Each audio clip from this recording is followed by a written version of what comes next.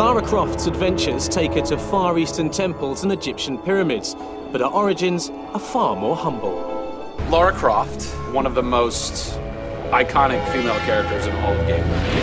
This is really her origin story, how Lara became the super badass that she is in later years. She was an easy target on media like the internet for people to go changing our pictures and, you know, doing things that we didn't agree with. And we were very, very aggressive in the early days in trying to stamp that out. Fans, the public, will get to play the game for the first time ever. Are you nervous?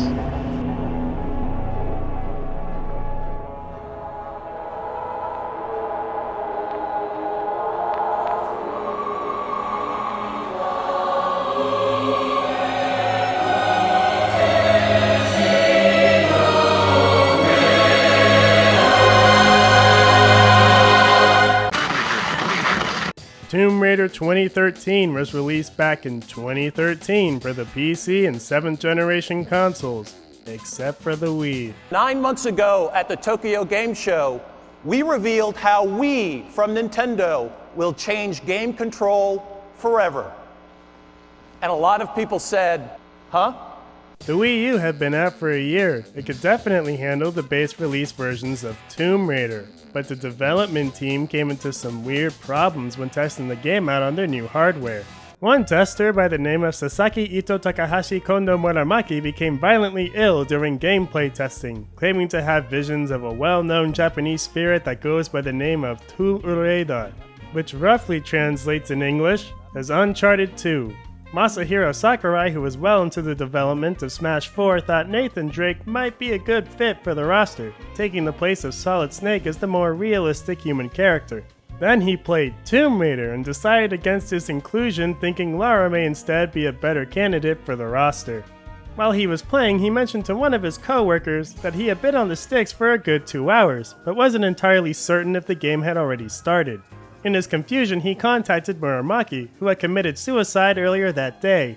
Turns out he and the rest of the testers had mysteriously developed a rare form of Japanese cancer, called cancer, from prolonged visions of Tomb Raider, which they had been experiencing since playtesting Tomb Raider. Sakurai then spearheaded all efforts to cancel Tomb Raider's port to the Wii U, further claiming they'll find another female protagonist who dual wields a couple of firearms to fill the void left by Lara Croft for Smash 4. This led to the confirmation that Samus Aran would be returning to the roster. While Nintendo fans didn't get to experience the soft reboot of Lara's gaming career, the rest of us got Tomb Raider. And I fucking hate Tomb Raider! A famous explorer once said that the extraordinary is in what we do, not who we are. How ironic then that this game really wants to ride that thick Croft cock without actually doing anything good.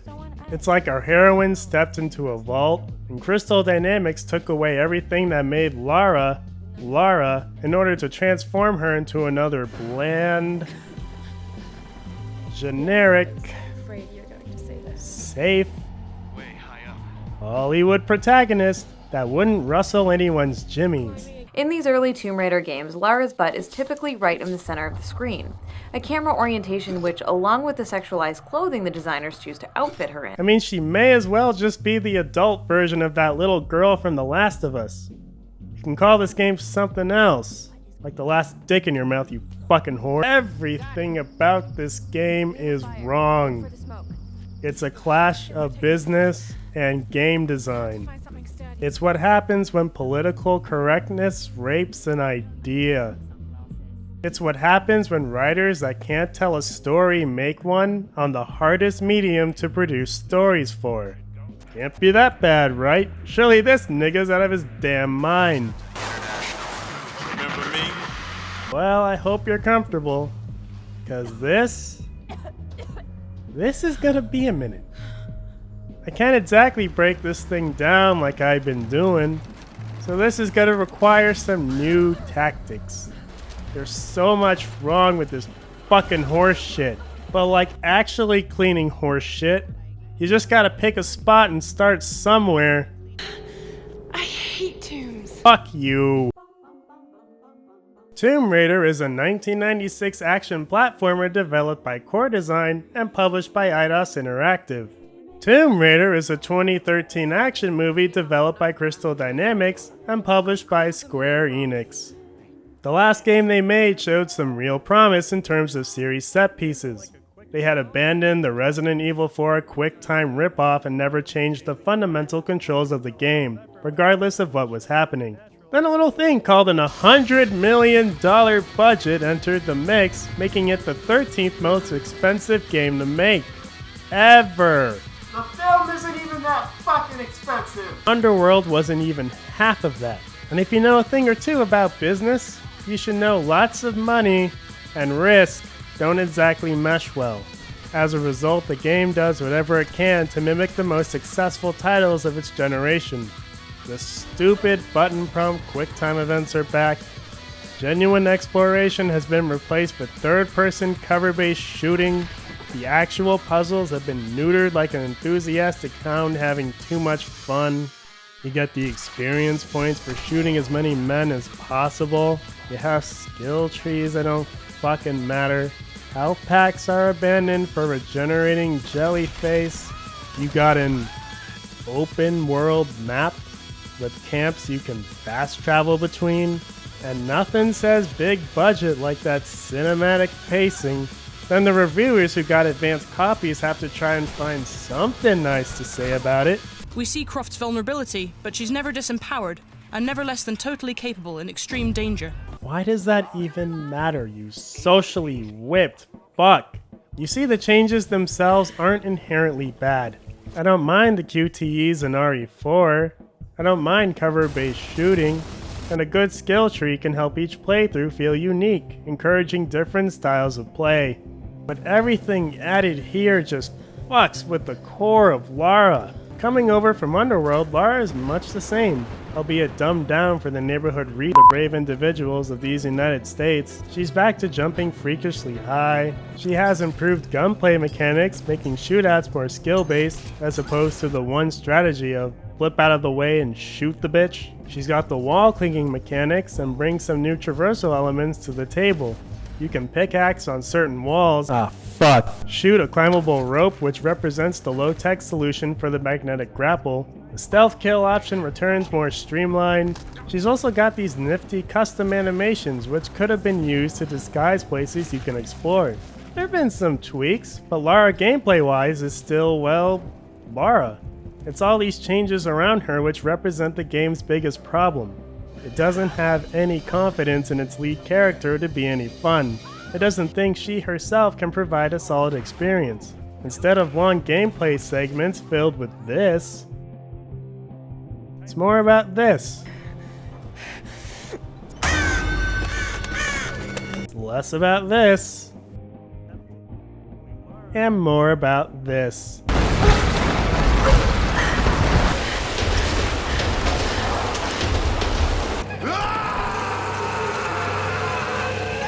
That cloth looks flammable. Thanks, cunt. The classic games were divided into separate stages, creating an excuse for interesting visuals and self-contained challenges. This game goes with the 7th gen color palette of Diarrhea Brown, and one island linked together by campfires and campsites. Don't let the map fool you though. This ain't no Far Cry, or Skyrim, or Just Cause, or any kind of open world game like that.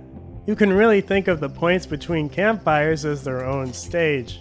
Really short, horribly paced stages. What the hell? You've always advanced linearly in Tomb Raider, but this typically involved dungeon-like maps, level design where you could choose how you would advance, bigger dungeon-like level design, or short challenge stages you could speed platform through. In all of these instances, the core gameplay reigns king. You know what my favorite part of this game is? When it's over. And not like in an, oh thank God it's over and I can stop drinking and play something good. I mean when the game is over, and you can actually run around the island free from most interruptions and conflict. I'm in saying this thing has horrible pacing, so let's run through it. And remember, keep in mind Lara was designed to explore and occasionally shoot out the enemy. Just got word from the west. You hear that? Maybe over here. I need help! Right away, we start with a long opening cutscene. Every Tomb Raider thus far has had some kind of introductory sequence detailing as to how we arrive at stage 1. So far, everything is par for the course. Then we begin the game hanging upside down, needing to do some repetitive actions. This is followed by button mashing and transitioning to a limited state of control. Our progression forward is slow, with a few simplistic obstacles placed in our path to demonstrate some game mechanics. One is to show you fire is a thing that burns stuff, and the other is to demonstrate that level design has become so cluttered and unfocused that you need a button to highlight things of interest, even though the series in general has dramatically improved in the telegraphing department. Forward becomes more ways for the games to present different camera angles and impossible situations. What the fuck? After one puzzle, another sequence is induced, forcing you to hold forward, pressing the correct sequence of buttons to continue the story. Cue the title. You might think this was just an overindulgent introduction, Tomb Raider is a little self-indulgent in the beginning, and that the game will lay off. but it's all for the sake of character development. And Tomb Raider is so good at this that you'll forgive the strict direction, especially after the game opens up past the 60-minute mark. No. Immediately following is making a big deal about crossing a log, making a big deal about simple platforming, sliding down a hill, walking around a corner into another long cutscene. These cutscenes can be skipped, but first-timers wanting to know the full lowdown on the story are gonna have an even more miserable time. We get introduced to Lara's breakfast club of racially diverse friends. The Asian, tough black lady, Irish captain, Tito from Rocket Power, a typical geeky guy that wears edgy shirts, Lara's father figure, and the one that's gonna betray them all. The long cutscene turns into a short walk, where Lara sees a dead Jew lynched back during Prohibition. This becomes watching her get a bow. You kill an animal, then watch Lara's reaction again. You're told to go back the way you came. And in case you're too stupid, the game encourages your use of bat vision, so you don't get lost on the one single path you took. All right, Lara. You won't always have some fancy gadget to tell you where you are. Heading back to the campfire, you discover the poorly implemented skill tree, and then watch another cutscene. Trying to push ahead is met with more observation, carefully planned angles, getting predetermined items so we can mash through a door, climb up a ladder, then put the controller down for another cutscene. This turns into a wolf assault. You're good, but I'm better. Finishing the sequence rewards another cutscene. This turns into one forest room where you're actually allowed to do something a little more than walk forwards. You have an optional tomb here if you were stupid enough to pay for simplistic single puzzle rooms. Take too long though, and Lara will not hesitate to run her stupid mouth and solve it for you. That cloth looks flammable. After getting some salvage by breaking boxes and killing animals for maybe like 10 minutes, it's another cutscene. Then you walk slowly behind the guy, so you still feel like you're playing. Then it's a cutscene. Then it's a forced stealth sequence, which makes no sense. Don't you fucking move. To a QTE.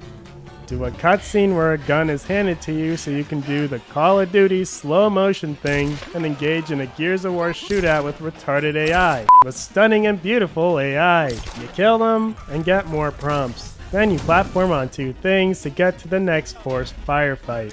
Then it's another cutscene under the guise of gameplay by climbing up a thing.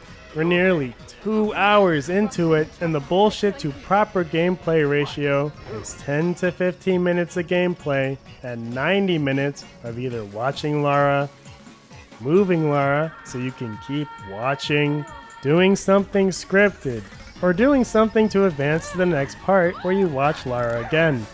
I'm not gonna do this shit again, but for some reason people are defending this kind of pacing. It's like those people who defend Tomb Raider 1 as having good controls. Go back to that video and look at the people who honestly believe those controls are acceptable or even good just because the level designers could accommodate for it. They honestly believe moving around like this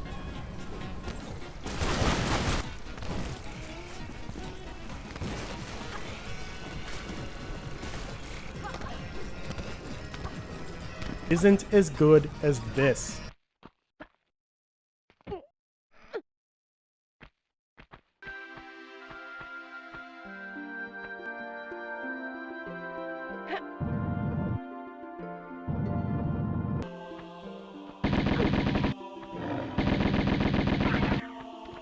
I mean, you like what you like, man. We all like some things that are bad.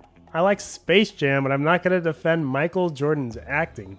But if you can't even extend the olive branch that the controls in Tomb Raider 1 maybe weren't the best thing, then I don't know. Look, I'll admit when I'm wrong. After playing Tomb Raider 2, got him down pat. I was able to make Lara do what I wanted to do, going back to that game 100% of the time. The controls function as intended. I was wrong about some lack of responsiveness. But they're still trash. Other IDOS games at the time handled 3D platforming better. Other games at the time put Lara to shame in that department, and Lara's games now put her to shame in that department. Stop irrationally clinging to the past and accept some changes, you dolts. Now give me back my old Lara. I hate these changes, you dolts. Look, I could just keep running through all of it to get the point across even more. Is that only a 1 out of this? Because that's literally what it is. It would be fucking effortless. It just does not fucking stop. Look, an open vista. Oh look, a door in the way. The point is, the game does not open up. I don't know what the fuck these other reviewers or people are talking about. What the hell happened? This storm, it came out of nowhere. These clouds, they just surrounded the plane. Lara, listen. I saw the crash from here, so you must be close to my position. Just get back here safe. All right. On my way.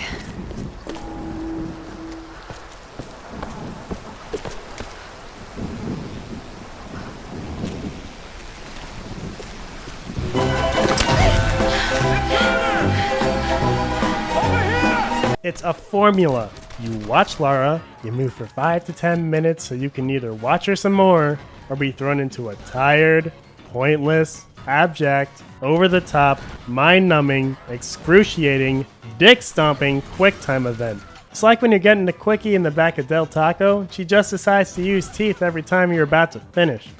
Finish the job, Lara! And believe me, I didn't have to look very hard in my footage to find these instances. Here, look at this. I'm not exaggerating.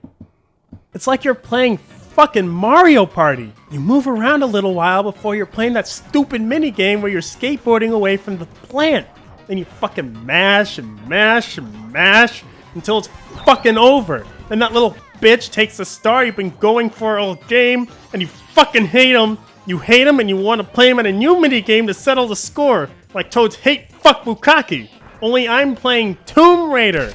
And if it's not watching Lara or one of these bullshit cinematic events, then it's a firefight. And of course these basic bitches love the firefights. That's right! Get no scoped! Get no scoped! This game easily tops Tomb Raider Legend without question in terms of placing forced firefights to fuck with your game pacing.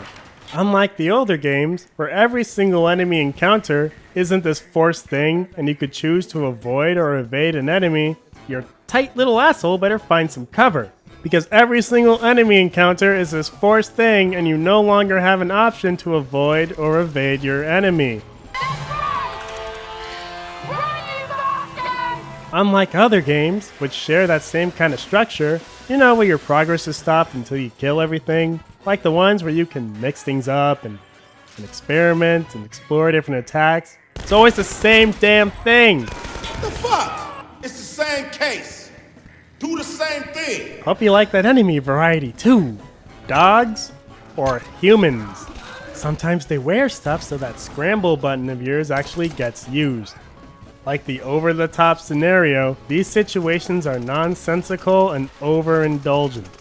Lara will refuse to interact with platforming elements until that patriarchy's been gunned down. Hey, where are the women islanders, guys? No. Attempting to skip or pass through the fight just results in the game refusing to load the next set of content until you play it how it wants you to play it. No matter the occasion, the enemies will either be so annoying you can't carry on, or basically open the way forward for you, so you can continue and murder them. Why? She's stuck down there! And these are always placed shortly after being given some free reign to explore. A short 5 or 10 minute segment of lowest common denominator platforming is quickly followed by more and more and more assholes for Lara to gun down. And until you kill every last person on the island, Lara will just refuse to move on. That's not a survival instinct so much as a predatory one. See, you're rewarded with experience and salvage needed to upgrade your skill trees and weapons. So this basically encourages the most killing as possible, as one stray motherfucker means one less damage upgrade to your headshot gun. Not that you really had the option anyway. Hey, we need to get some more utility out of this wolf model. Lara can gun them down super easily. So just make her fight it like this. That's exciting, right? I mean, if you're real lucky, you may scrape by 1 or 2 guys, but you're pretty much going to be walking up to every campfire with a pocket full of green. Lara, I had the handgun out because it's quicker, has a silencer, and is easier to use. Why the fuck do you have the bow out for like every single cutscene? It sucks, combat-wise. I mean, I'm glad that all your promotional art you posed in didn't go to waste, since it is a puzzle-solving item, but you gotta stop threatening people with the bow. It's not like ammo is exactly this rare and scarce commodity, creating some type of management gameplay in a game about survival. It's all about her survival. Literally everyone you kill has firearm supplies, even if it makes no sense for them to have firearm supplies, like samurai assholes who don't use firearms, but they just have shotgun ammo and stuff on their person. Ugh. Fuck, man. If you like Tomb Raider, you know, exploring new places and challenging your brain, then I don't know what to tell you.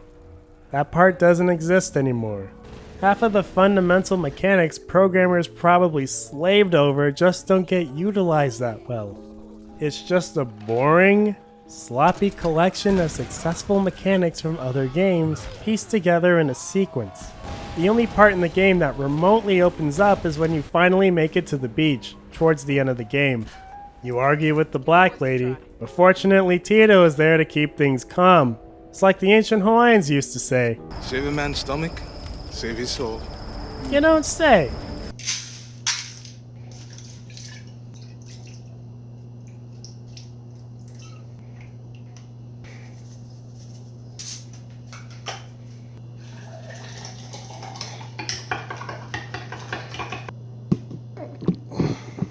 The segment at the beach represents the only time the game actually resembles its former self. It's an area connecting to a base, the cliffs, and a boat out in the water. You can run around for a little while before realizing Lara hasn't been handed the tools yet to go to these places. So first you go out to the boat, which makes Tito give you a better bow that he's always had, and didn't give me when I was leaving, and placing myself in danger. This sensible and friendly gesture allows you to set off towards the cliffs for some of the longest gameplay segments you're gonna get. It's like a whole 11 minutes, man. Then the nerd dies, and you get a really cool thing for the rope, which leads to the base, where you'll explore.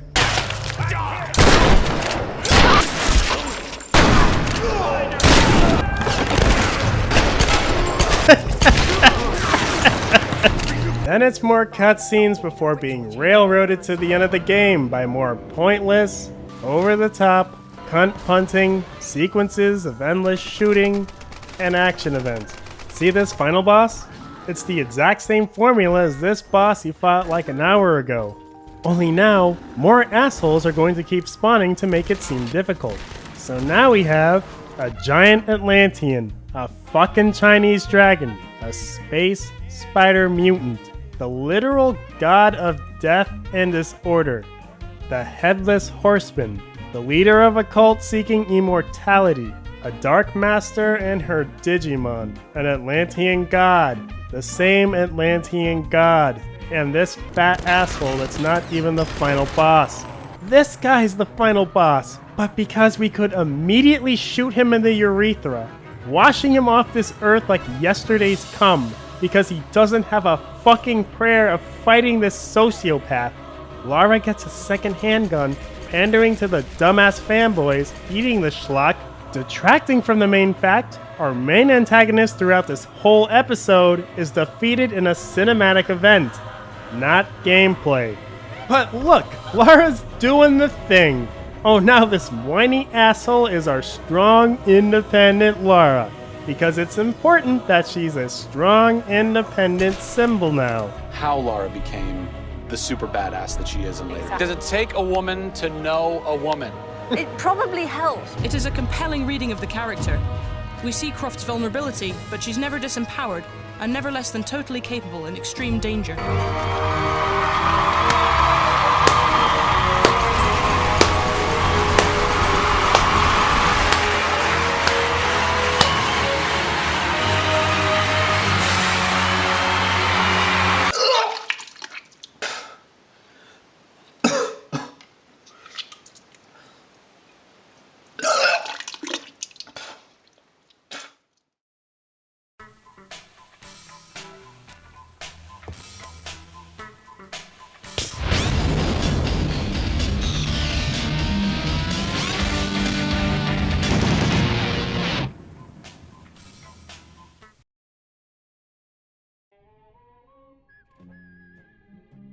So the game has taken some drastic shifts in design, mainly for the worse, which will inevitably lead to the time-old argument of gaming.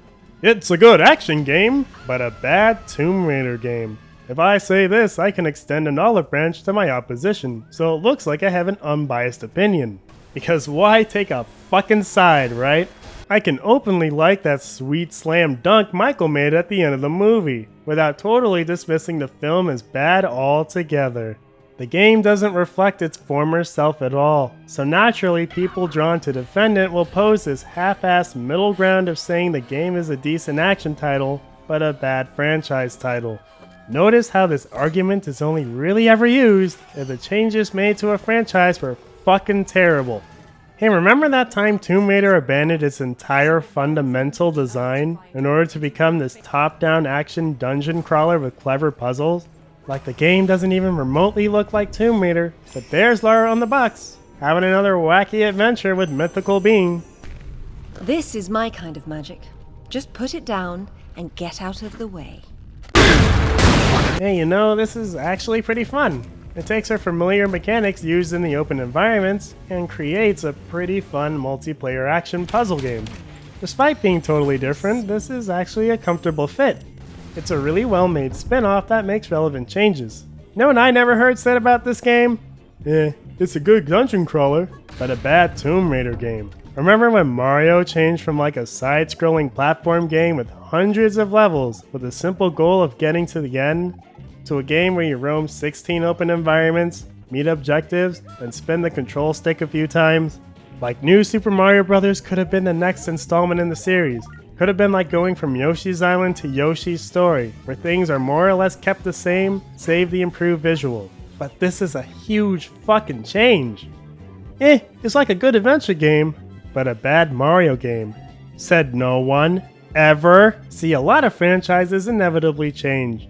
When they're for the better, we're happy to call it a revolution in the franchise. Something the series needed to keep itself going, keep itself relevant, or maybe like a little fun reimagining of what the franchise could be.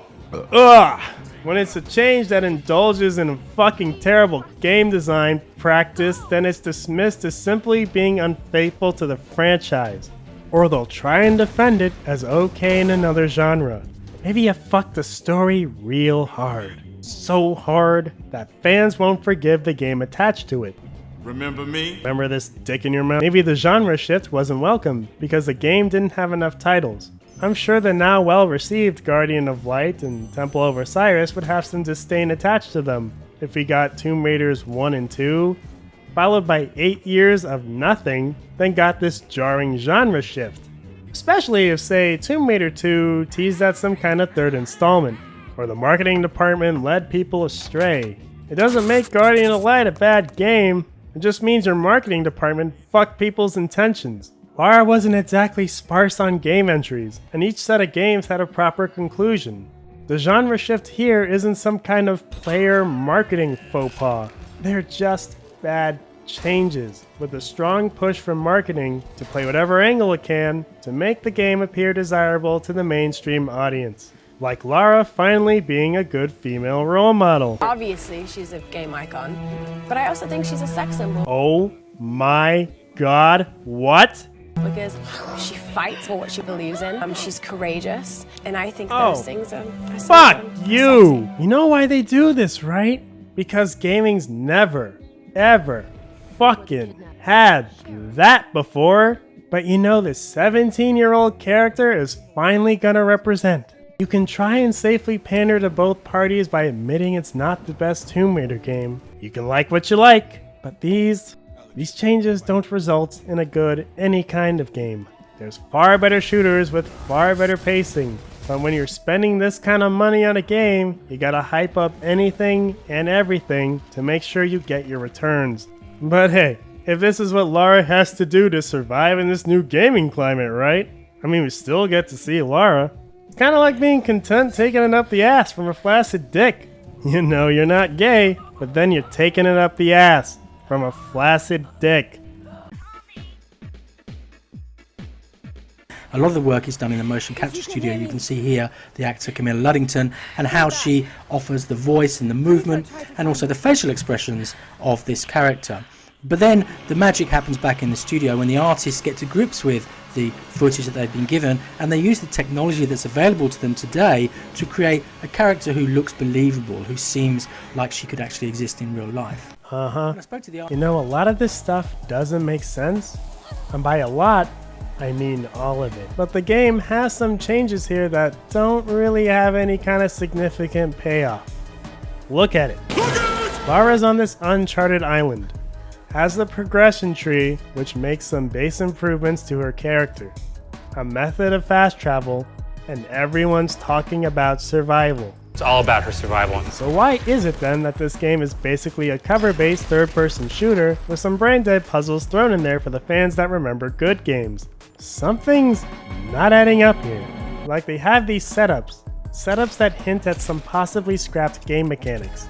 Mechanics that would actually play into survival. But none of that ends up in the final product.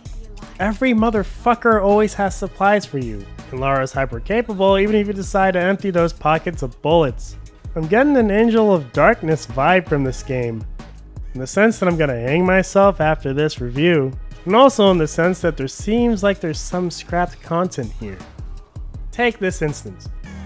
I can't just sit here. I've got to find something to eat. No, you don't, you dumb bimbo. You don't have some kind of meter that depletes if you're not eating rations. This works. Because you need to slowly move and think carefully about how you're going to complete your mission and survive in the jungle. That would require some management skills on the player's part, and force them to keep an eye out for wildlife so Lara doesn't run into a fight low on gas. So hungry. Fuck you. Huh. Lara performing worse in a better state. Also coded and implemented in the game, but it's only used here to make this next firefight a little harder. How about that torch? Early on, keeping the flame with you to make it to some extra salvage serves as the most critical thinking you may have to do, and it would reward you for more thorough exploration. Oh. Okay. You just basically eliminated any kind of lock and key puzzle with that, since you basically have the key on you 100% of the time. Fuck it! It just seems like things were supposed to play off each other in a more complex way than they end up doing. You spend all that time coding wildlife and you made a big deal about it. But in reality, you can just ignore all that stuff and be fine. How about that skill tree I've been bitching about? You have 3 different categories which could have made each run-through unique, if there were actually any trade-offs to picking one skill over another. But since every armed man within a 5-mile radius can smell out the pussy, you're gonna get experience points left and right. You're just gonna end up with everything anyway. These categories should be radically different, but you can pretty much combine them to create a new category called Sociopath, because everything here just encourages you to fight. Fight, fight, fight. And when I got tired, I'll fight some more. What's in Survivor? Allows you to spot things to kill easier. Get even more points and shit for killing them. Collect extra salvage from crates and other sources, like corpses. Kill animals for more XP and shit. Use the bow to kill and get your resources back, even though they're probably holding on to some resources anyway. Get more resources for anything. Hunter encourages Rudy Tooty point and shooty, and Brawler encourages Axie Maxie up your assy. It's a good thing too, because there'll be plenty of people to shoot. Hey, what about stealth? You know, for a survival game about being a brave survivor on an island, it really wants you to fight absolutely everything, because there's no scarcity of any kind. Everyone and their grandmother has a gun with plenty of ammo to spare. I guess a stealth tree would be pointless since that would combine better with limited island resources. How about a medical tree? Would be better for making better medicines, and it would work out since Tomb Raider uses health packs, right? What about a crafting tree for making these fancy gizmos? Maybe let Lara make some new arrows or become proficient enough to create different kinds of bullets. Then by the end of the game, after some specialization, you have a character that's either really good at close quarters, but kind of a shitty shot, good with firearms, but bad at close quarters, better at making medicines, but bad at sneaking around, giving it some use, better at making trick ammo to combine with the shooting perks, or maybe investing in stealth perks takes away from the resources to invest in medical perks, since you should be evading combat, thus not needing to rely that much on stronger herbs and shit. You know, actual sacrifice when picking some kind of skill to best suit your most favorite approach. Stealth Archer, because it's really good, and swords really suck. Then there's the other kind of upgrades Lara gets. The new equipment, the new weapons, Lara gets them. As in there's no chance to miss anything. Every single weapon, every new piece of equipment is handed off in a predetermined segment. All of it isn't even necessary. But you get it anyway. Pat on the back for sitting through our schluck. You can't even control when you fucking crouch. That's how stupid it thinks you are. I can make this jump. Oh, really? The nuances of control are handled for you. Animals provide the same resources as humans. Every single material you could ever want is abundant. You're encouraged by every single game mechanic that could be used to encourage diversity to fight everyone you see, flying in the face of the game's main theme. You can ignore elements altogether, and the open world map kills any opportunity to create some dramatically different and interesting visuals, so you can run from campfire to campfire in the same type of environment, never having any real incentive to warp around until the game's over. Play it like we want, bitch. The elevator is jammed.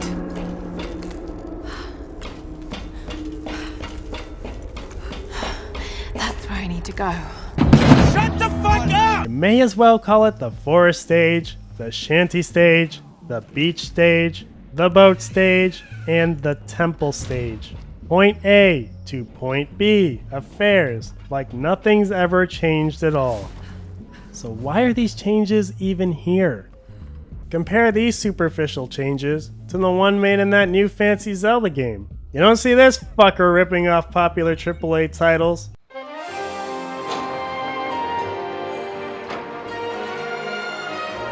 You don't see this fucker ripping off other popular titles and making changes for no reason at all.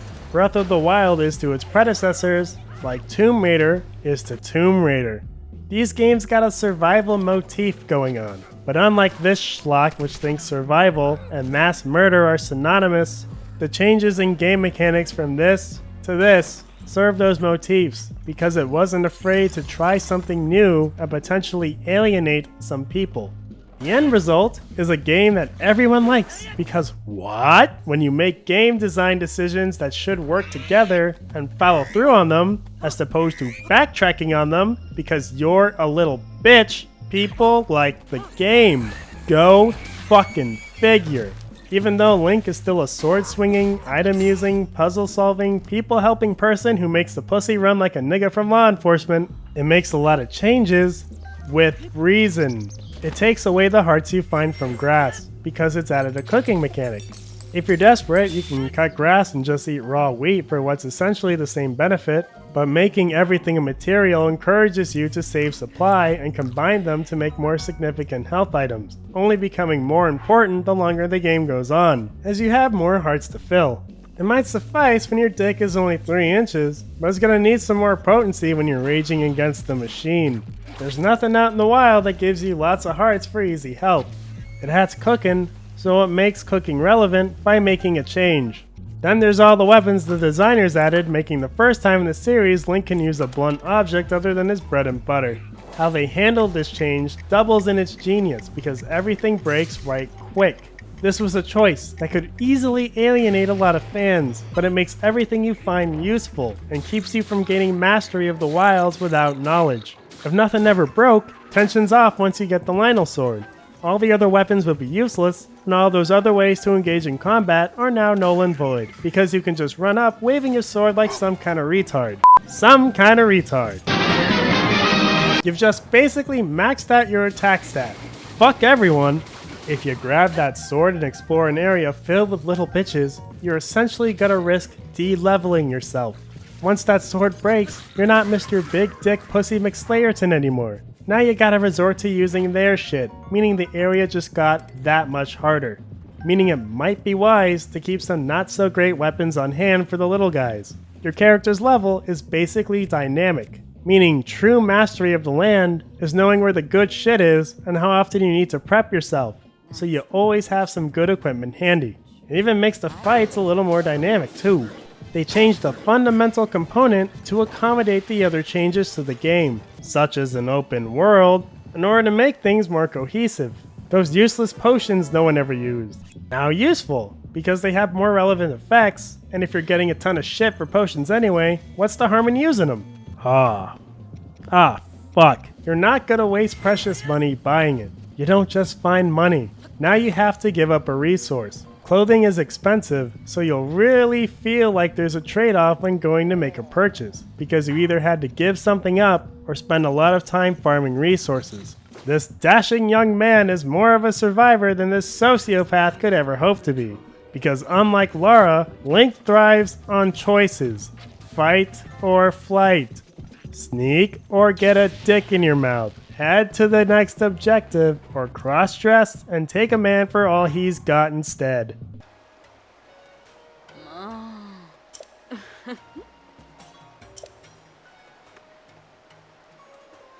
It's not an open world where you're forced to go from point to point. It's an open world with many other significant and relevant changes, making each of the mechanics feel important. The result is a unique take on an old favorite.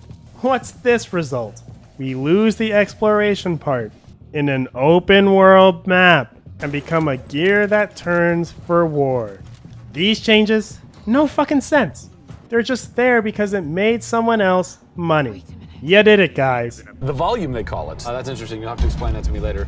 I don't know why. I think maybe it's like a measurement thing, like height and width and depth. I'm gonna go that with yes. creates volume. Yeah. Math nerd. Fuck you. It was very clear that I wanted to make it a feminine character. So to be feminine, I had to exaggerate feminine characteristics. So for a start, gave her long hair, but the only way that we could represent that in a game in any conceivable way would be to give her a ponytail. Breasts.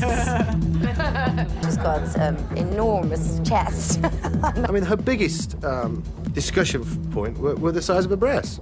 She's quite busty, so she's got to be held really well. Lara Croft was always this comic book cutout with a ridiculous body. Why? It was an elegant mixture of brains and breeding. But of course, what really set the public's pulses racing was simple. Sex. Because the designers knew what they were doing. She has an unrealistic body. Fucking sue them for wanting to make an exaggerated, sexy character. In our society, there's a big focus to be thinner. There's a certain kind of woman that everybody kind of wants to be, the tall, thin. With $100 million hanging over the project's head, I have about 2 guesses as to why Lara changed the way she changed. Kinda like how Nathan Drake was supposed to pass things on to his son, to have this symbolic father-son moment, and then we changed it to his daughter, because why the fuck not? Hey, did you hear? Bayonetta 3 was announced. She's a gender-fluid being in lesbian's vagina now. She's also put on a few pounds, and is a little more conservative with witch magic. The nudity thing was degrading. Sex is evil, you're a rapist, and the most privileged being on the planet. See, I would know, I'm a straight white what the fuck? I'm a monster!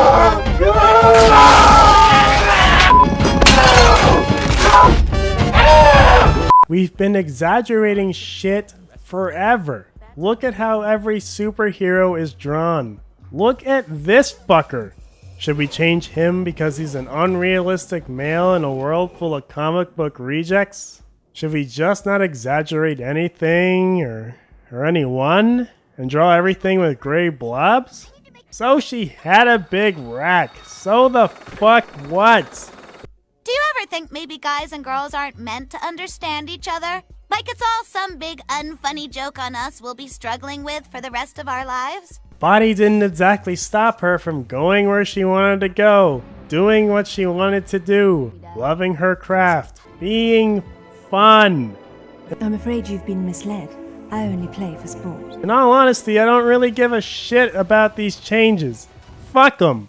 Take my cartoon bear and draw him like cubes. Take a hand-drawn comic book style and digitally animate it. Make a 3D puzzle action game a top-down dungeon crawler. Whatever.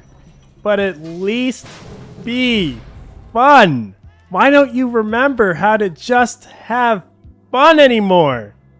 Frankly, Casanova, I'd be more worried about reading the past 12 hours as a damning fucking indictment of contemporary feminism. Beg pardon? Oh yeah, the changes feel like heavy pandering. I prefer this.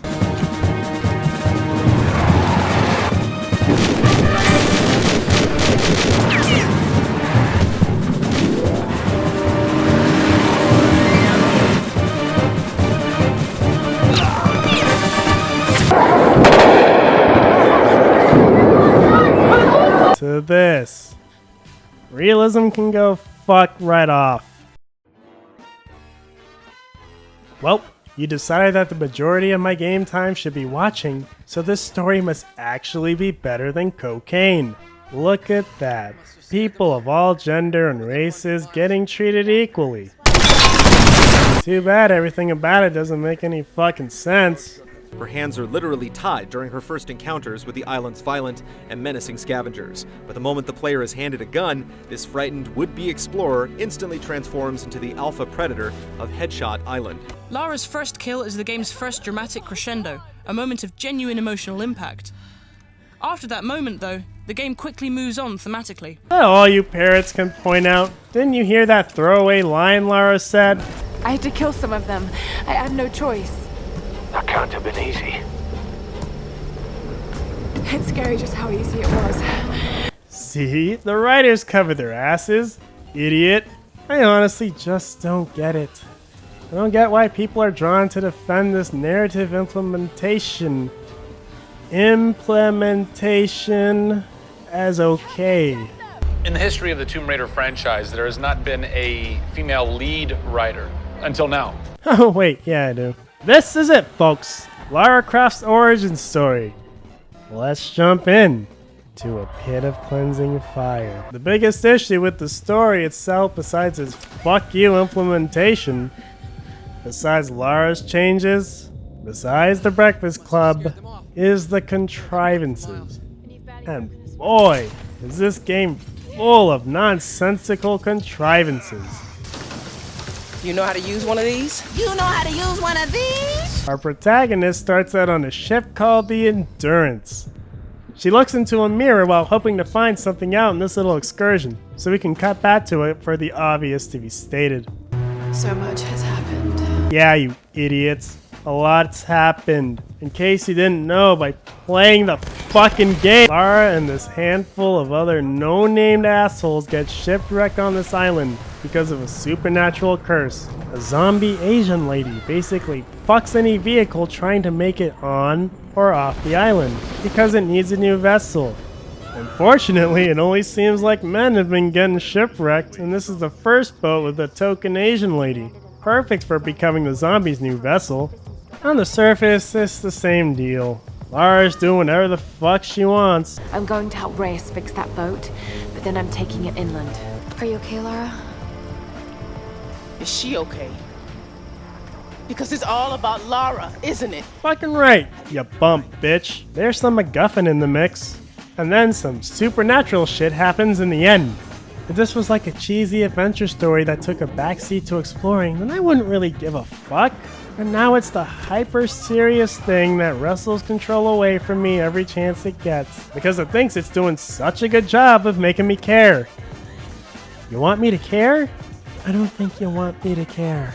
In the opening sequence, our shipwrecked Breakfast Club of vassals are assaulted by islanders. Because Lara is the first to get knocked out, we can't say what the other's fate is.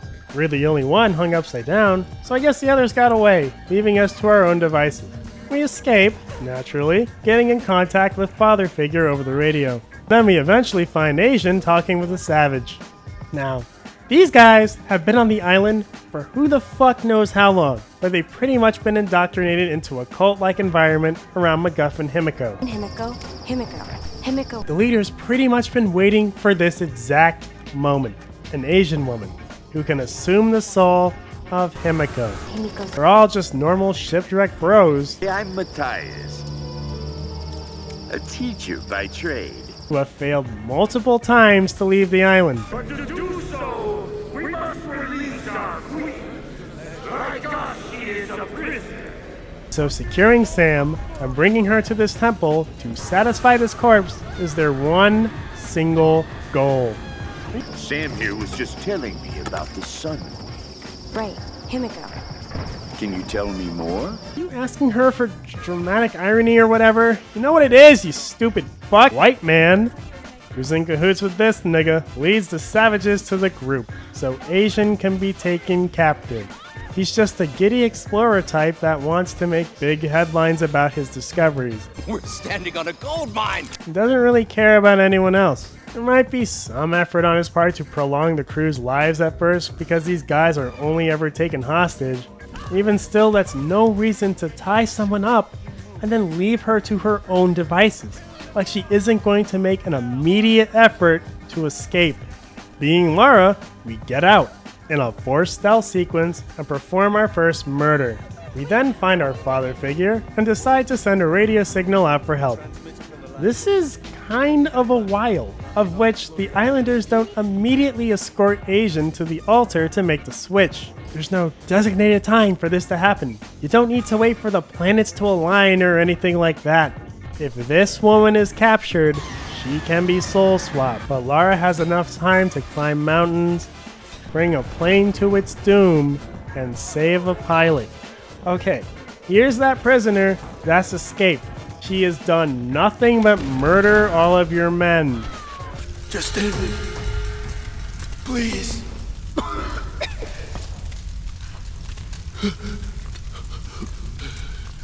Just kill me now. She's coming!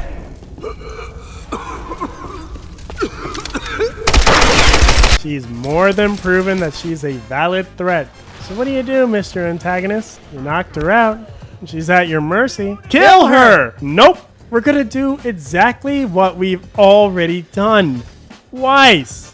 And not take any of her equipment at all. Why? I wonder what's gonna happen. Right, Nick? So Lara escapes and continues to murder everyone. But hey, at least we're nailing the same pacing. Right, guys? Hello? Hello? Sam? Hello? Sam, it's Lara. Oh God, Lara. It's good to hear your voice. Why are you immediately out of breath? You were just sleeping. So they've apparently got Asian at the spot they need her to be, but are too stupid to keep her ass locked up, away from any method to say, contact a sociopath. So Sam gives her location, and from this point on, the story is saving Asian, having her taken, and saving her again. Here's the first time we catch up to her. Here she is, the sociopath, at your mercy. Again, a chance to redeem yourself. What do?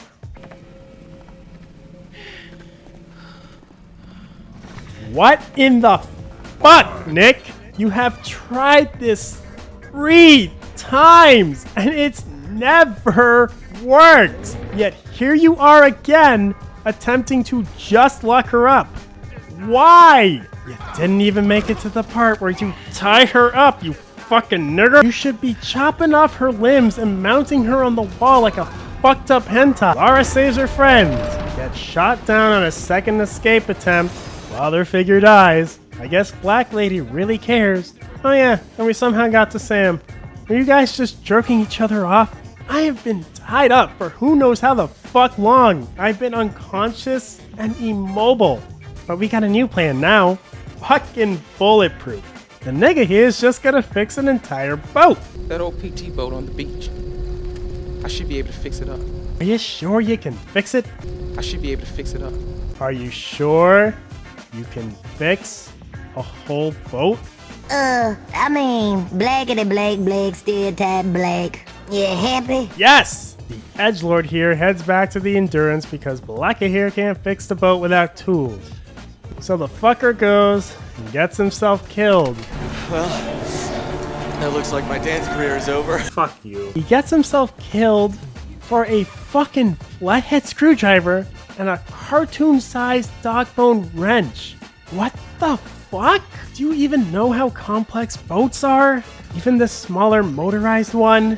Bitch! You better get a half-inch, quarter-inch, a Phillips, probably a ratchet, extensions, the necessary sockets, speed handle, a lot of parts probably need replacing. What the fuck kind of bolt are you tightening with this thing? Shit, man, if all you needed were those 2 things, the boat's probably fine. So Lara convinces them that the curse of the island is real, and they take the ship inland, where our mass murderer mass murders and fucks the guys who's pretty much had the upper hand more times than I care to count.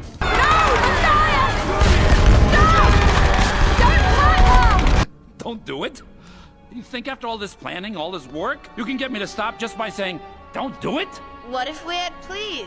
We saved the day, and think about how Daddy was right. Oh, are we Daddy's girl now? Is that your new shtick? So because we've killed everyone, and now want to discover what else Daddy was right about, a survivor is born. Fuck off. Everything about this is just plot points to send you to another enemy beehive for fuck all. There's really no growth or change to Lara's character. I can't choose to let him die, Roth. I can't let anyone else die. The enemies are fucking retarded for the sake of being fucking retarded.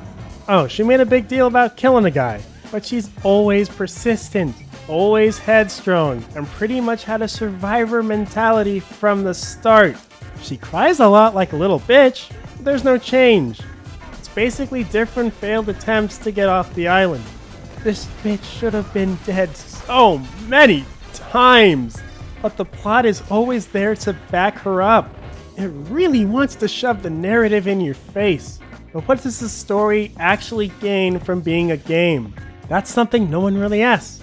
We've come a long way in the medium, but big budget game stories are really fucking terrible. The stories never benefit from the medium, they're just self-inserted movies that can honestly fare much better if they didn't have to consider the video game part of the video game. If all the human interaction elements were taken from this piece, it improves by 1,000%, which just shows these writers don't know what they're doing. You can craft a good tale all you want, but there's so much more to consider. All the elements are right here, but they just aren't used, because I don't think we've quite grasped storytelling in video games. What it can be. You want to do the story of a shipwrecked survivor in a video game?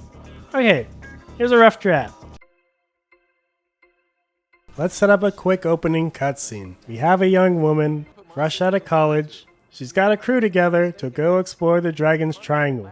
But a storm kicks up, and the crew finds themselves shipwrecked on an island. This is where control should be handed to the player for some sort of non-intrusive tutorializing. Get it out of the way. We don't need to be on rails.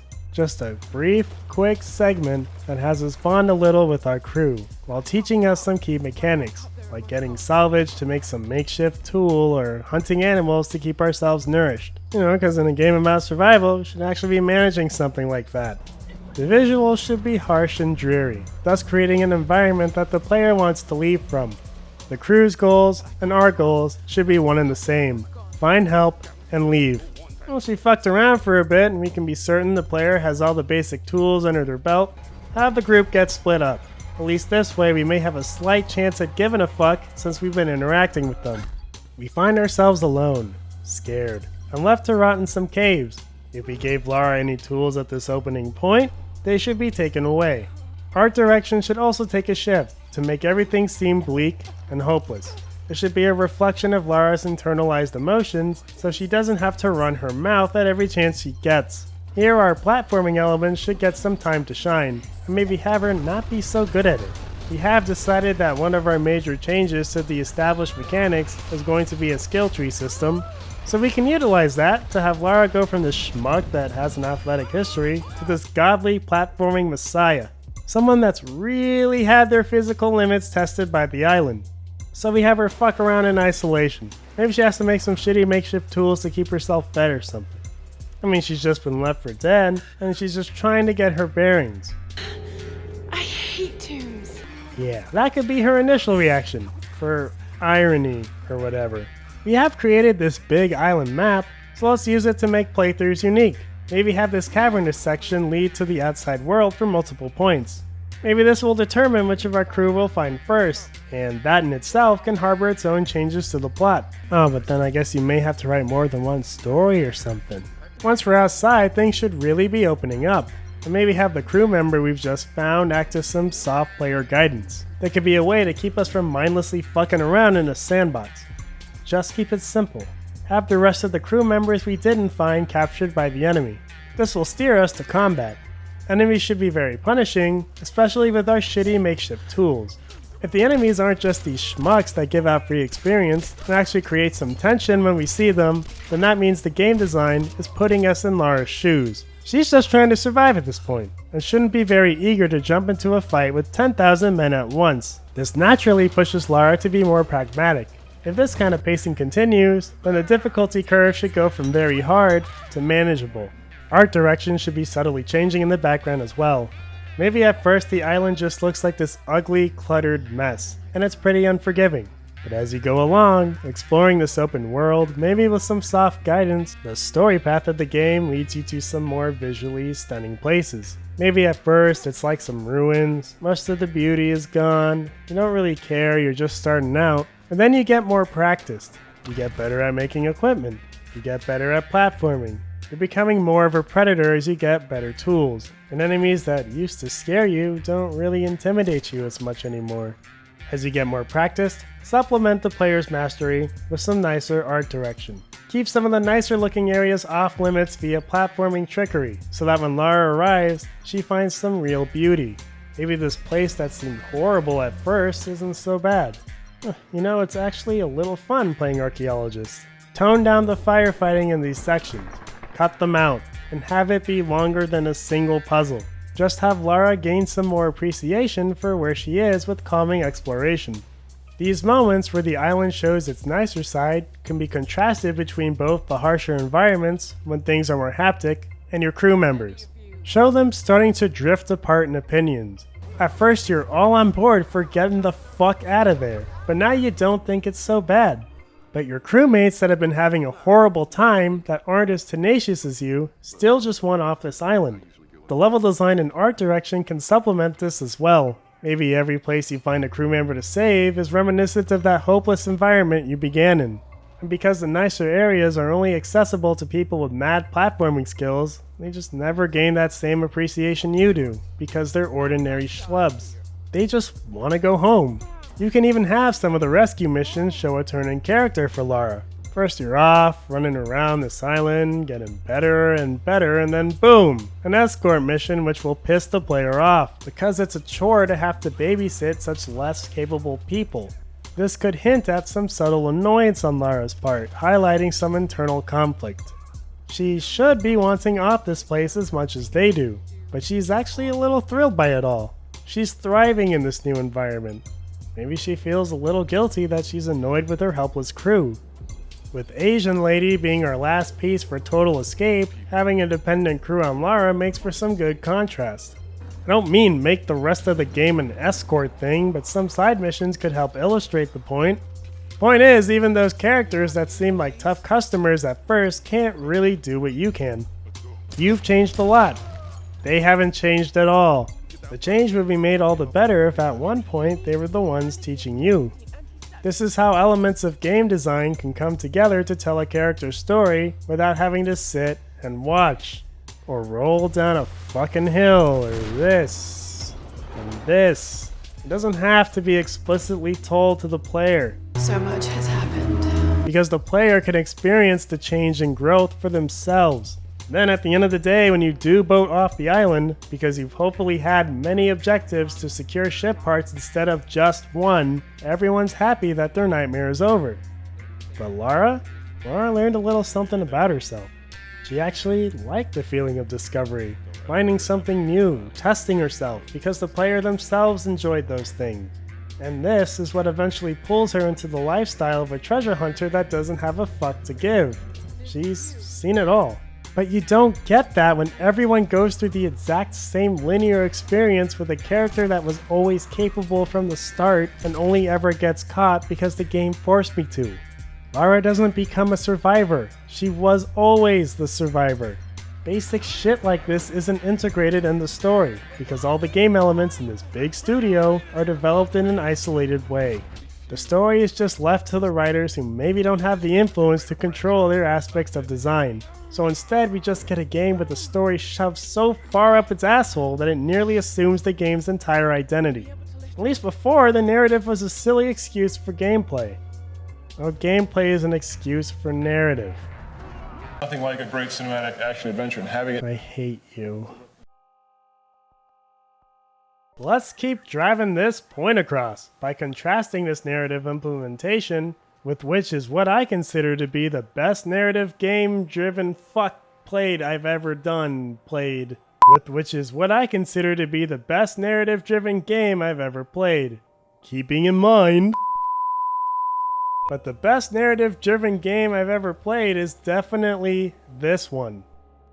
It does exactly what Tomb Raider does, but a shit zillion times better.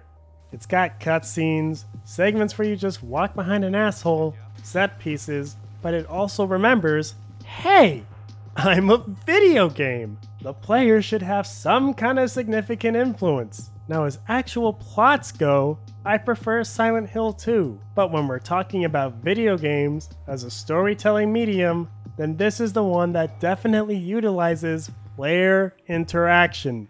Now the worst thing about these games where the narrative is the driving force is that a lot of game mechanics get the chopping block. These are usually reduced to point and click, walk around the environment and trigger cutscenes, or occasionally do some QuickTime events. If there's too much game, it might ruin things, so you as a player are very limited. This is the biggest problem with Shattered Memories. It took elements typical to the franchise, like combat,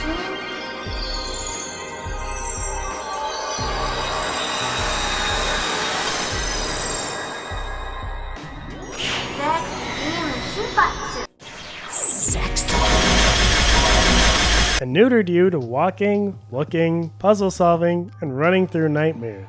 But these sections are more video game than any of these stories, but it just sucks that the plot had to detract from established elements. So sacrifice was made for our story. So how is it conveyed? The game is going to analyze you. It's unique and all, but it does have a narrative payoff. When you find yourself in the loony bin getting analyzed by what is clearly not a supervillain, that initial warning screen could make you separate these encounters as isolated incidents. This serves the mystery of the story. You can think our protagonist is the one having these sessions. Some of the things he says, next, slut, may lead you to believe Heather's the one having these sessions instead.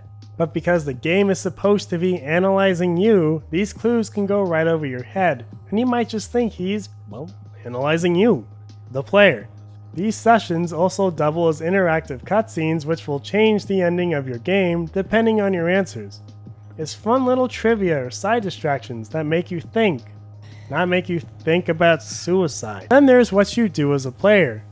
Stuff from the paths you pick, down to the places you look at in the game world. I saw you looking. I was... Oh, don't ruin it making excuses. Changes the story. Characters can change appearances mid-game. Their attitudes can change mid-game. The enemies you encounter change because of what you do. These aren't radical changes, but it's an attempt to tailor things to you. You and someone else running through the same game are going to come out with very different tales to tell. Then there's the storytelling the game feels comfortable enough to let you miss completely. The numbers you can find and call, the little echoes of the past you can find if you snoop around, these just flesh out the characters. You can learn about your daughter's life and habits, and some of these messages even change tone depending on the ending path you're headed towards.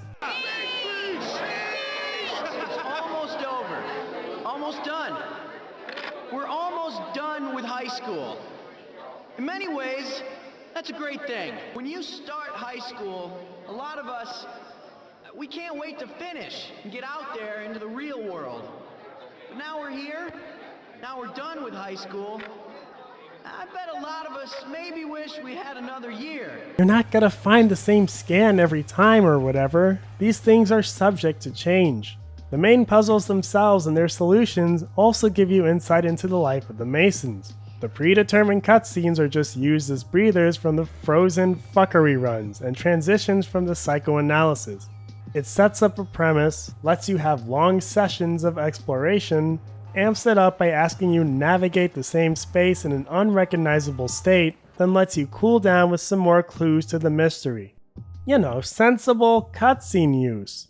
Most everything here is subject to change based on what you do, because the narrative understands that video games are an interactive medium. What? I'm just a drunk asshole that hates Tomb Raider and this shit got me pegged. What the hell are you filming me for? Am I supposed to dance for you? Is it gonna peg everyone? No, of course not. But what it does do, what it succeeds at doing, is crafting a story that's inclusive of the player. Really inclusive of the player. You know how I know this is a good video game story? Because it doesn't work anywhere else. Books, TV, film, games, they all specialize in something. Books can be as long as they fucking want, and it makes you use your imagination. You can write things out in ways that other mediums can never convey in a meaningful way. With TV and film, you get precise control, which can make scenes and situations books just can't capture. Take this moment. We can immediately see why this is funny. Try describing this in words and see if it has the same comedic effect. This is purely playing off visuals. If I take this game and try to shove it somewhere else, it falls apart. If I cram it into a 2-hour movie, the psychology sections may have to get trimmed because otherwise there's no mystery about Heather. The games can't be tailored to the individual. I have to pick some echoes and lose their other interpretations. I have to choose a set design for all the characters, meaning they can't change. How's this gonna work as a book? A choose-your-own-adventure Goosebumps novel? Interactivity is in the story's DNA. That's why it's the best video game narrative I've played. How would I make this into a movie? fucking simple. Take the cutscenes as is and throw in action sequences as necessary. Just get Lara to where she needs to be for the next cutscene to take place. Easy. That's why we shouldn't be praising stuff like this as good video game stories. They're just flat narratives by wannabe film writers that ruin instead of work with game mechanics. They just exclude the player instead of including them.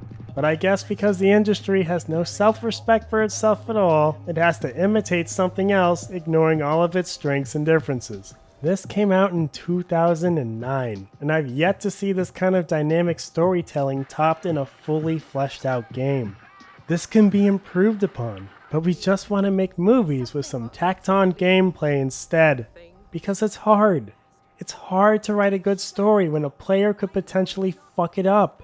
It's hard to write something meaningful when you have the variable of a human being in the mix, so we don't try, even though it can be done. Instead, we tell the person what they can and can't do, control when they're in charge. Is this really what we want narrative games to be? Is this really the direction that AAA titles should be headed? Are we so jaded and beaten down that Stockholm Syndrome has taken over? Do you actually like this? Have the memories of running free and making choices that mattered been repressed into the dark recesses of your mind? Do you not have those memories to begin with?